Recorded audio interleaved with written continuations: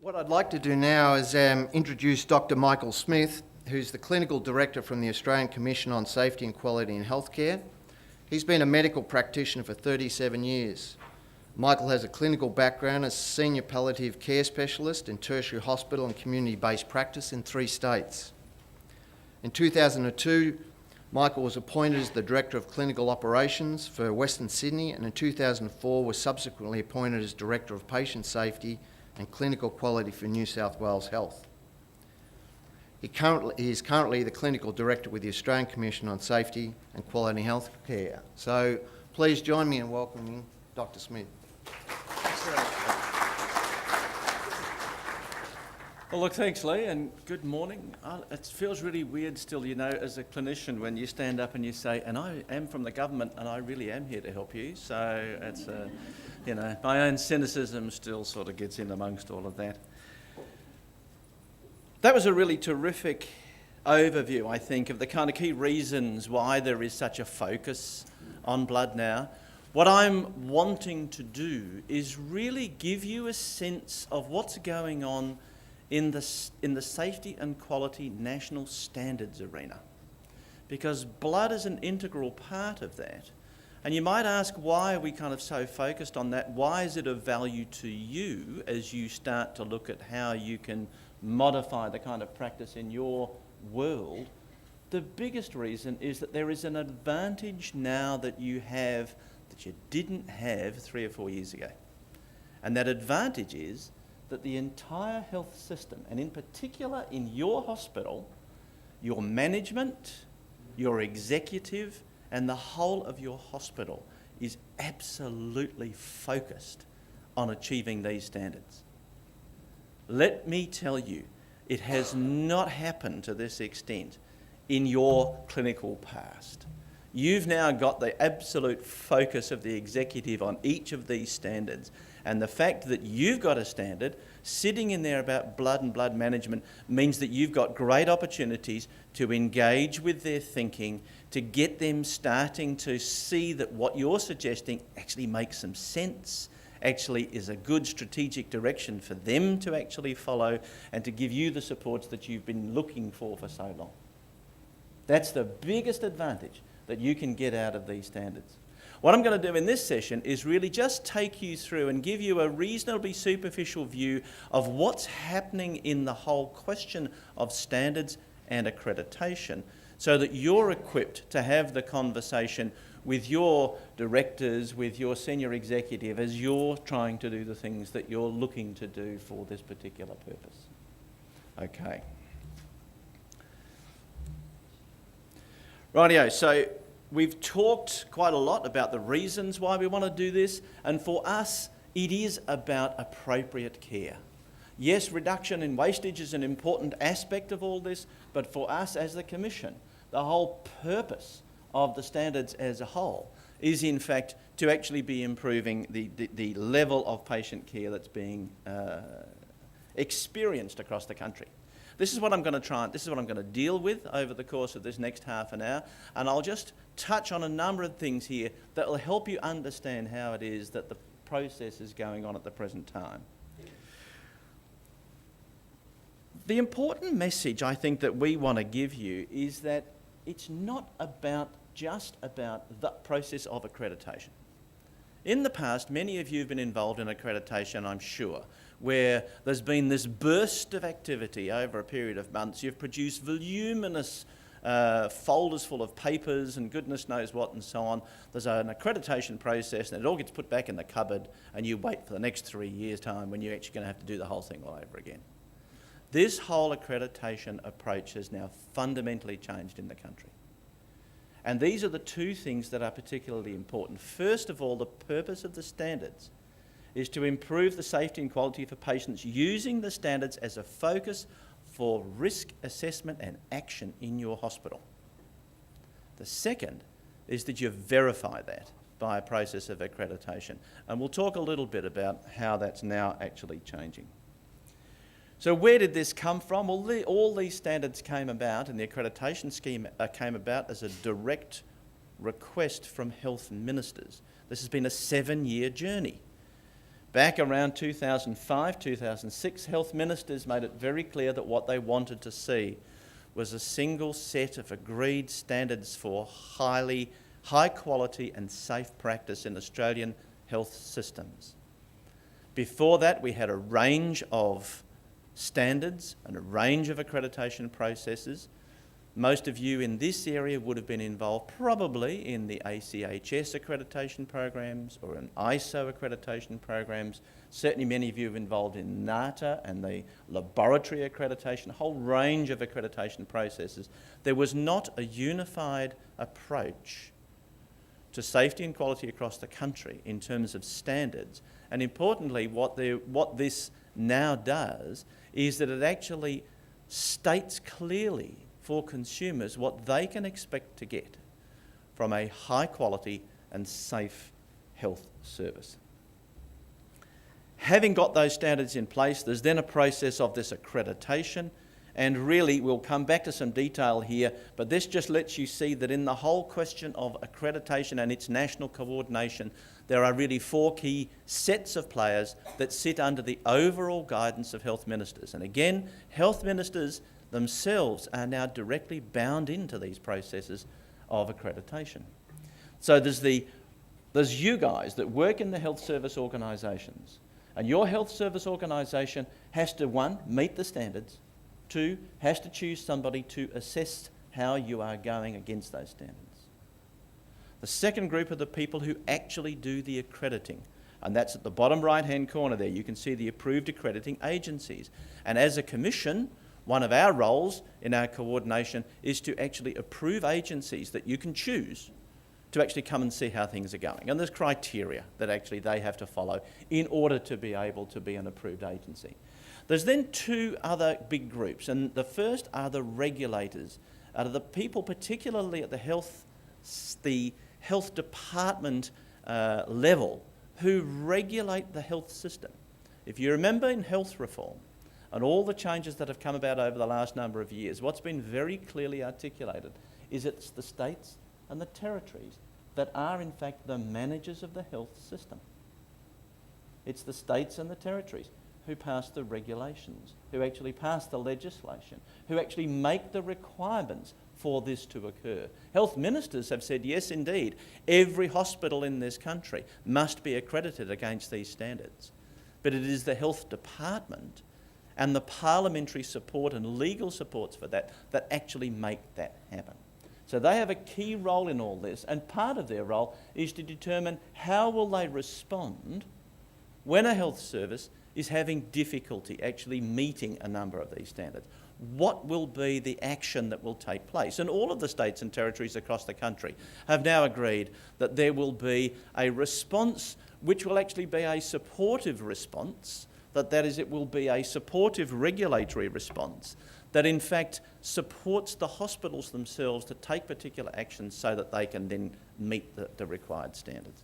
And lastly, there's ourselves. And as a commission, our job is to maintain the standards. Our job is also to actually coordinate the process of the whole thing and to work as the kind of lubrication in the process, to actually talk with you guys as you're being accredited, to talk with the accreditation agencies as they're trying to work out how they can train their staff and make the thing work. So that's the kind of scheme for accreditation that's now taking place across the whole country. So what are the actual standards? Well, there are 10 standards, and can I just get a sense of who in this room has actually not had a chance to pick up and read the standards document?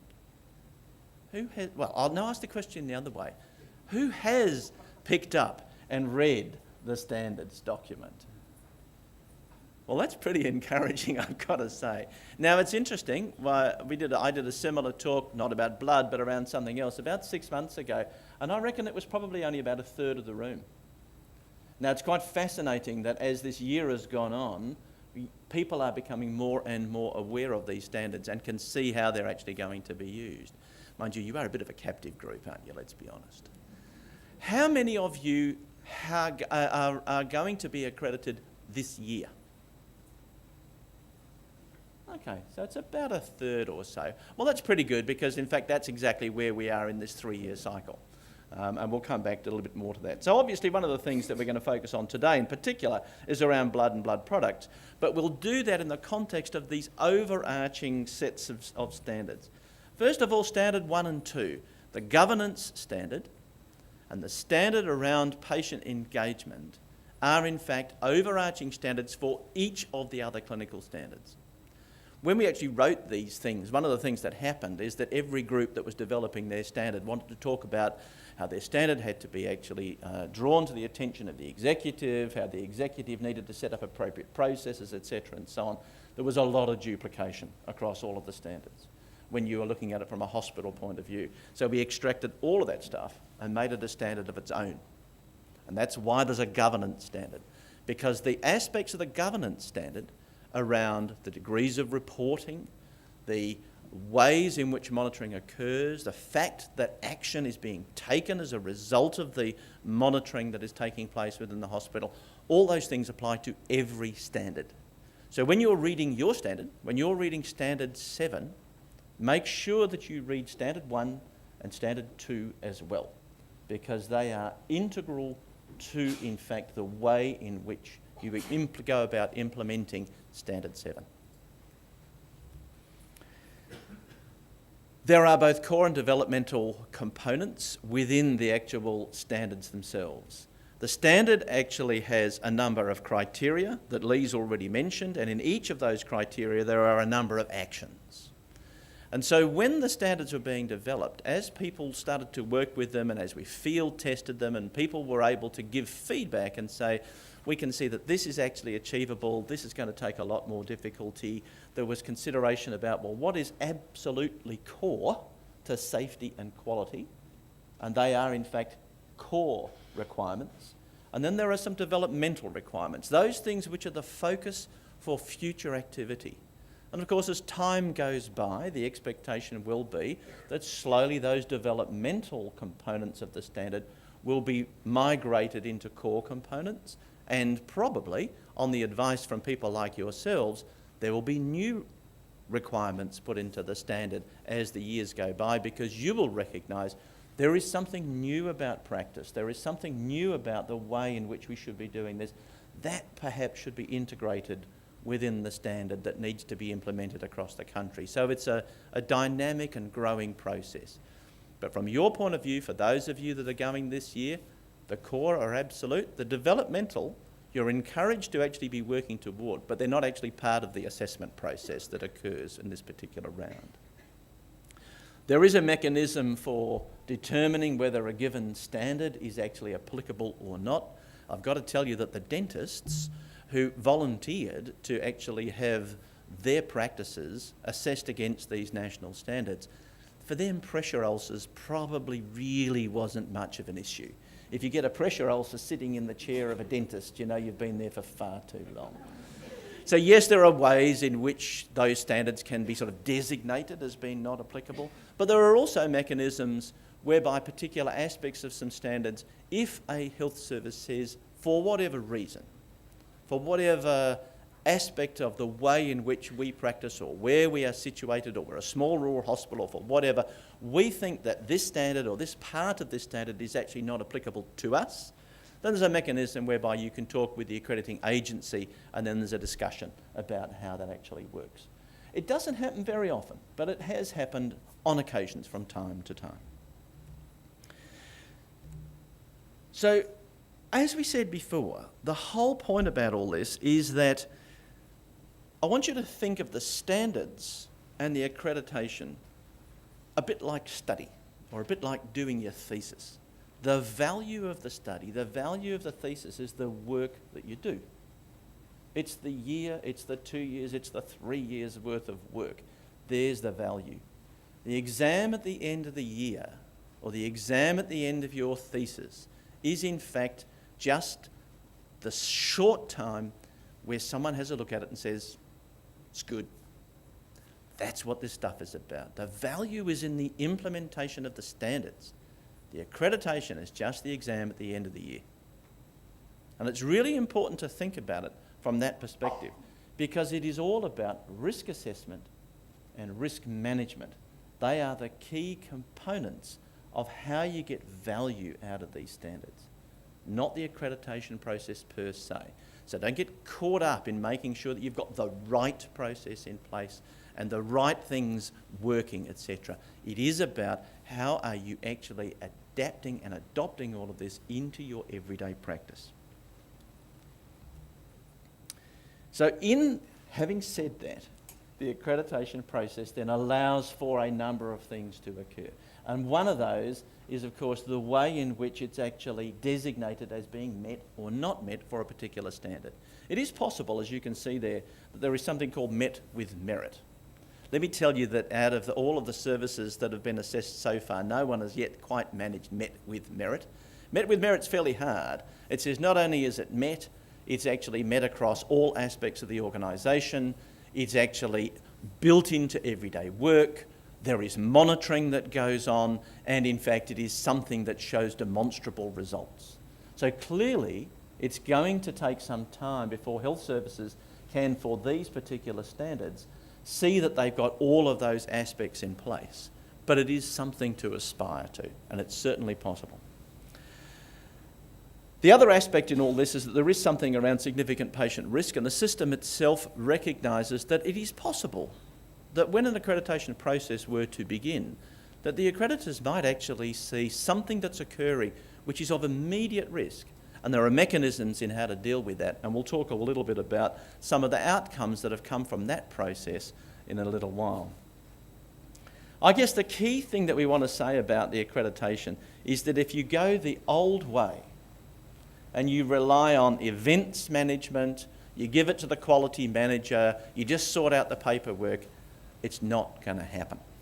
That's not going to be enough to be able to implement and meet the standard. It really means that you've got to take a risk assessment of what your key risks are in terms of the standard, put some management in place, monitor the results of that management, and then have that as a feedback loop. And that, in fact, is what the accreditors are going to be looking for. So when they come to you, they're not going to want to see just the fact that you've got particular things in place. They want to see how you're doing it. How are you determining where your highest point of risk is? How are you then actually doing something about that risk? You can see there that about the comprehensive risk analysis is probably one of the most important messages in all of this. The last thing is that there is always this debate and fight about how much documentation do we have to have. You know, we've got to spend all this money and all this time, and I can just about guarantee that there's a significant number of you who have wasted huge amounts of time putting together lots and lots of documents.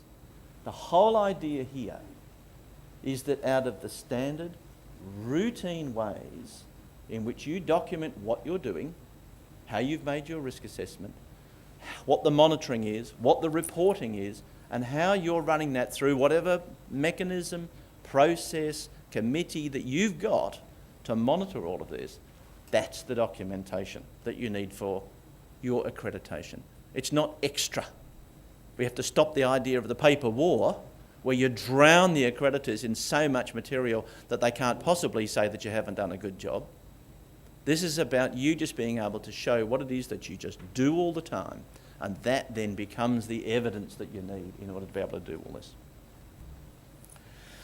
So 2013, the first year in which this pretty significant change in both the acceptance of a national uniform set of standards across the whole country. I could say to you, by the way, for you in Victoria, you all needed to be accredited. There are other states and territories where hospitals were not actually required to be accredited. They were encouraged, it was a good idea, but in my own state, for example, when I say my own state, my now current state of New South Wales, I trained in South Australia, spent 10 years in Perth and now live in New South Wales. In New South Wales, 4 years ago now, we had a significant number of major public hospitals that were considering, in fact a couple of them did, withdrawing from the accreditation process. Because A, they decided it was too expensive. B, they decided that in fact it didn't give them any kind of assurance about the safety and the quality of the service that they were responsible for. And they said, well, what's the point? We get a report, we get a tick, we get a certificate we can put on the front door, but it doesn't actually tell us anything about the quality of care that's being provided, the safety of that care, and so on. So they were kind of, there was quite a deal of uncertainty around the country and a real feeling that this is not quite enough. And this kind of change has been the thing that's been really accepted very widely, and as I say, has now been mandated by health ministers as actually being something that is going to give people that assurance. Having said all that, this year clearly any transition is hard. And so what we said was in this first year, being 2013, because the requirement started in January of this year, and people over the course of your normal cycle of accreditation, when you were next going through your accreditation processes, would then be accredited against these standards. So, there is a 3-year rolling cycle, realistically, how this is going to work. In this first year, we said a few things. First of all, you had some hospitals and some health services, day procedure centres, that were actually going through their mid-cycle part of their assessment. They weren't necessarily having the full assessment, they were going through mid-cycle. So there was a set of negotiations and discussions about, well, what did that mid-cycle have to cover off on? And it certainly had to cover off on standards 1, 2 and 3, and the recommendations that had been from the previous assessment that had been made. If you're going through a full cycle, then clearly you need to go through all of the particular standards. The second thing was, if you remember from previous experience, often what happens when you undertake accreditation, you often get a set of recommendations. Here's something that we found. You really need to do something about X, Y, and Z. You need to improve this a little bit and so on. The normal amount of time for that is 90 days. In the first year, we've extended that up to 120 days. Now, the intent is that it'll go back to 90 days next year, for those of you in the 2/3 who are not doing it this year. I'm not sure that'll happen. I suspect there'll be a bit of pushback and it may well continue on. But bear in mind that these arrangements are really for services that are just getting out, because we're all just getting used to this. If you're doing this next year or the year after, you're going to be back to the standard requirements, I suspect, by then. The other is that we moved some of the core items into developmental items. In the blood, I think there's only 3 of the items, 3 of the actions that are actually developmental. But across a number of the others, there are a few more developmental ones, particularly in the areas of patient engagement. The standard 2, a number of those are not things that traditionally we've done in health very well at all. And people are still struggling a bit to understand, how do you do this consumer engagement business? And what we're finding thus far, for example, is that there's a big focus on the processes. We've got to have somebody, a consumer on each of our committees, and all those sorts of steps, rather than the kind of strategic thinking that says, how do we actually bring the perspective of patients into our decision-making processes, from executive level to ward level to unit level, as well as the individual care aspects of it. So it just gives you a feel for how the thinking is having to be changed over this period of time. So where are we up to thus far? Well, there are 1,320 services that need to be assessed over the next 3 years. We've got about 420 going in this year, and as you saw here, about 1/3 of you, and indeed, are going to be assessed at some point this year. There was an interesting debate where a number of health services said, we might need a bit longer. We're not quite ready yet. So we negotiated with the accrediting agencies to say, yes, you could extend the period of your current accreditation for this year out by a few months if you needed a little longer to be ready. And we thought, frankly, that it would be the smaller private hospitals that would take advantage of that. In fact, the private hospitals have just carried on.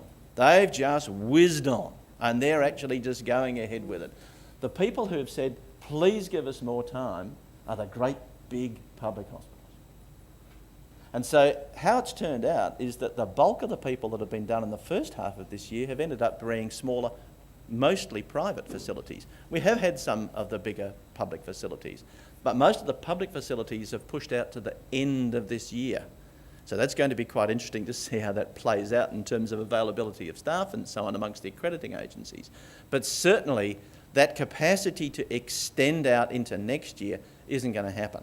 So if you guys are due for your routine accreditation in February, March next year, that's likely when it's going to happen. And the opportunity for sort of saying, oh, I need some more time, isn't really going to occur. And so it is about thinking now, even if you're going to be doing this exercise in a couple of years' time, you really want to be thinking now and getting those things in play, because it does take time to get some of them in play. Look, that just gives you a sense of what's been happening thus far. You can see the numbers there, and you can see the kind of breakdown. So it just gives you a feel. There's Victoria right in the middle in your row, and you can see the kinds of numbers. So it's early days yet, but the process is in fact being undertaken. So what's happened as a result of all that? Well, 2/3 have been in their mid-cycle, and only 1/3 or so have had the organisation-wide assessment. And nobody to date has in fact failed, but there are a number of health services that are in their 120 days and undertaking the changes that they need in order to be able to meet all of the standards. And as I say, the biggest areas, frankly, they've not been thus far for this cohort anyway in the blood area. They've tended to be in the consumer engagement, in the healthcare acquired infection, and in particular in the training aspects of healthcare acquired infection, particularly around aseptic technique, hand hygiene, and basic life support. Those areas are actually ones that a number of hospitals are struggling with, particularly getting the visiting medical officers, the non-salaried doctors, and how they get trained in all that sort of thing. So you've always got to sort of think about, well, what does that mean, when you're looking at your standard and it says all staff will, bear in mind that some of your staff aren't employed staff. And so you have to think about some ways in which you're going to manage the risk of having a group of people who you'll have to use a different lever and a different set of incentives for, be that medical staff, be that some of your laboratory staff. What is it? You will have different levers that you'll need to pull for those people. This question of notification of significant risk, we've had 5 instances, and you'll see there, I draw your attention to Service 2, where when the accreditation process started, there was a recognised significant risk as a result of the fact of some people leaving. A whole governance process had fallen over, and it was recognised as being an issue there and then. The requirement in the scheme is that the accrediting folk then need to notify both the hospital and the regulator at the point that this is drawn to their attention. So this was within a day or so of them arriving. This is as before they even sort of started their process, they could see this was an issue. So it was raised, and then the accreditation process then proceeds. Now, the way that actually happened is the hospital then put a remediation plan in place very quickly.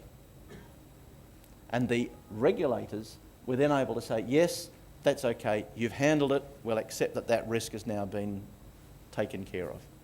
I'll give you an alternative perspective.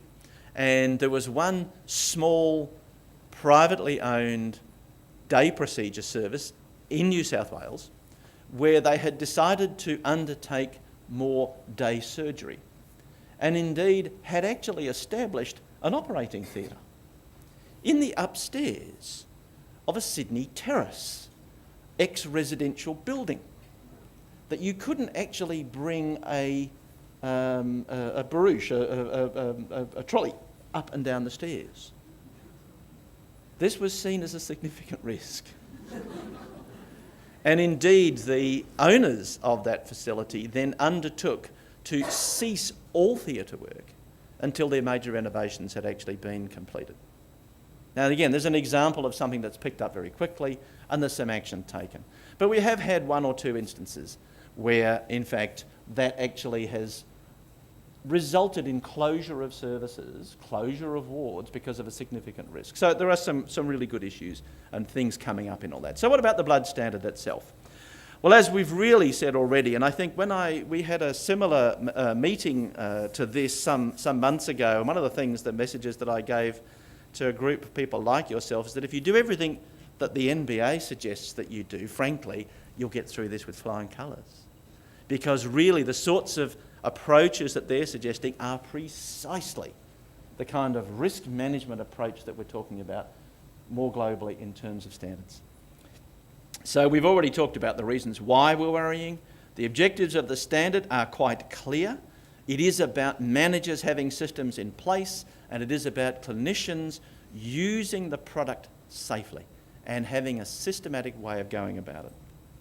So we've talked already about the criteria. You, in fact, will become very familiar with these if you are not already. And I guess this example is really one of how you can use a PDCA, or Plan, Do, Checked, Act, cycle, as a way of thinking, for example, about policies. In other words, what do we mean by that? It's not just enough to have the policies. You then actually have to use them. You then have to monitor the fact that those policies are in place and that there is a result coming out of them. And then you actually have to undertake activities to make sure that you're improving the use of those policies. So it's that kind of circular thinking that you need to be taking for all aspects of what you're doing in the standard. Not just about policies, but about all of the practical, real-life things that you guys deal with all the time, which is actually about distribution. It's actually about making sure that the right product is being ordered appropriately, that it's being supplied appropriately, and that it's being managed in a way that reduces the sort of the waste and the unnecessary use of it. So Standard 7 really, the actions together form the idea of this transfusion quality improvement program. And I guess that's the key message that we want you to be thinking about. What you need to be having in your organisation is that kind of improvement program. So you think about it from end to end. You think about all the various aspects that you will need to have in place in your organisation, and you'll provide the leadership for it. But it'll be that kind of program which will ensure that, in fact, Standard 7 will be given a clean tick when it actually comes to your accreditation process. But more importantly, the patients in your place will, in fact, be getting the blood appropriately. And you will be reducing the risk to their health as well as improving the cost. Well, what sort of resources? Said we're from the government, we're here to help you. There are lots of resources around accreditation, which are mostly available on our website. There are specific workbooks for hospitals and day procedure centres, which are practical documents that allow you to go through and think about, what do I need to do? What are the sorts of things that the accreditation folk will be looking for, as well as what do I need to do in order to make this thing work? There is a specific guidebook now for small hospitals. How many of you come from a small, rural-based hospital?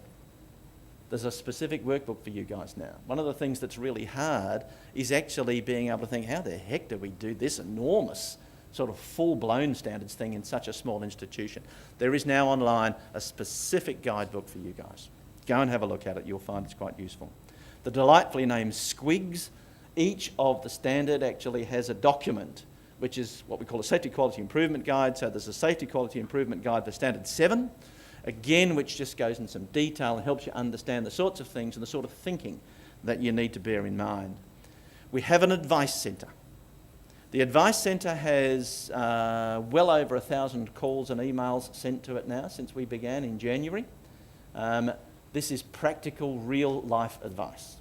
These are the people you can ring to actually get, and you can ask any question at all, broadly about the standard, specifically about Standard 7, whatever you want to ask about it. These are the guys that will be able to help you. The material on the website, we have over 200,000 hits since this process began at the beginning of this year, the vast, vast bulk of which are about the standards and about accreditation. So it's stuff which is really useful for you and, in fact, very sensible. So there is a website there, and there's some frequently asked questions and so on it. And next, of course, we do have the process of where do we go from here. We will be looking to review the standards, but there won't be any significant changes at least till 2017-18. We'll be looking at some of that core developmental stuff in the interim, and then we'll be looking to see if there are changes and significant changes that may be necessary as practice changes. Go to our website. All of this stuff is on there. You can navigate your way around it. You can find all sorts of things, and if you get stuck, just ring the Advice Centre. That's my best advice for you, because they'll be able to answer your practical questions. We often get questions from small hospitals. how do I do this given our circumstances? They will talk you through it. For example, they have small groups of networks that you can join, and you can actually have discussions with people in other parts of the country who are going through exactly the same issues that you're going through, so that you can actually have some guided discussion around those sorts of things. Okay, so key end messages. Risk management is the key. Think about it in terms of an end-to-end process. How are you managing the risk? What are the processes that you're putting in place? Your documentation flows from that, and there is a lot of assistance from the NBA, from ourselves, but importantly from your colleagues, because you're all in the same boat and you've got some of the best practical ideas that in fact we can never have. Thank you. Any questions?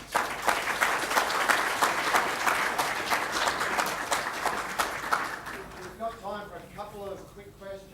And I will be around during the course of the day, so I'm happy for people to approach me as well. Any burning questions? Not even 40 cents. That's guaranteed to put everybody off. Okay. Well, as Michael said, the standards are a key change agent for quality in health services, and we very much appreciate you giving an outline of the Commission's work, because certainly we think it's exceptionally valuable and it's a game changer for blood. So thanks, Michael. Oh, thank you very much.